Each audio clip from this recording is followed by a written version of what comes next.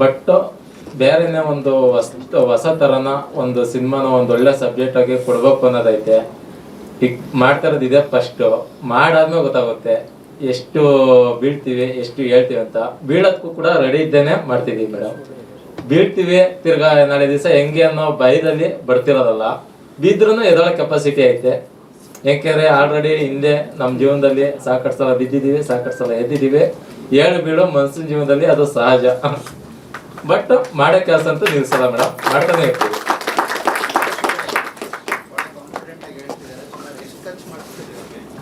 Sir ಖರ್ಚು ಬಂದು ಇವ್ರದ್ದೇ ಒಂದು ಫ್ಯಾಮಿಲಿ ಬ್ಯಾಕ್ಗ್ರೌಂಡ್ ಅಲ್ಲಿ ಇವ್ರ ಫ್ಯಾಮಿಲಿ ಸಪೋರ್ಟ್ ಮಾಡ್ಕೊಂಡು ಮಾಡ್ತಿರೋದು. ಇದನ್ನ ತುಂಬಾ ಯೂಜ್ ಬಜೆಟ್ ಏನಿಲ್ಲ ಸರ್, ನಾವೊಂದು ಸಣ್ಣ ಬಜೆಟ್ ಅಲ್ಲೇ ಮಾಡ್ತಾ ಇದೀವಿ.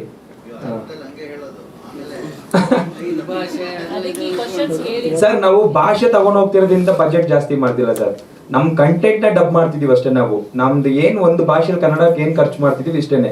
ನಮ್ಗೆ ಇವಾಗ ಅದು ಗೊತ್ತು, 10 ರೂಪಾಯಿ ಖರ್ಚು 10 ರೂಪಾಯಿನೇ ಮಾಡಕ್ ಹೋಗೋದು ಸರ್. ನಾವು ಅದ್ರ ಮೇಲೆ ಜಾಸ್ತಿನೂ ಹೋಗಲ್ಲ ಕಮ್ಮಿನೂ ಬರಲ್ಲ.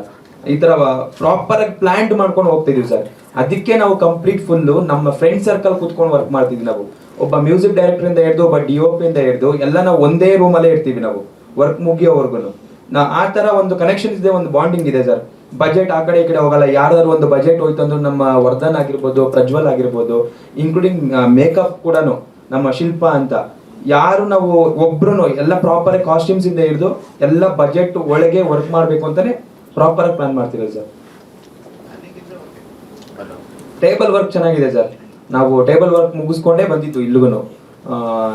ಸುಮ್ನೆ ಬರೋದು ಬೇಡ ಅನ್ಕೊಂಡು ಪ್ಲಾನ್ ಮಾಡ್ಕೊಂಬಂದು ಇವಾಗ ಸುಮಾರು ಸಿನಿಮಾಗಳು ಸ್ಟಾರ್ಟ್ ಕಥೆಲೇ ಹೋಗ್ಬಿಡುತ್ತೆ, ಸ್ಟಾರ್ಟ್ ಮಾಡ್ತಾರೆ ಹೋಗ್ಬಿಡುತ್ತೆ. ಹಂಗೆ ಆಗ್ಬಾರ್ದು ಅಂತ ನಾವು ಬಂದಿದ್ದು. ಹಾ ಸರ್ ಅದಕ್ಕೂ ರೆಡಿ ಇದ್ದೀವಿ.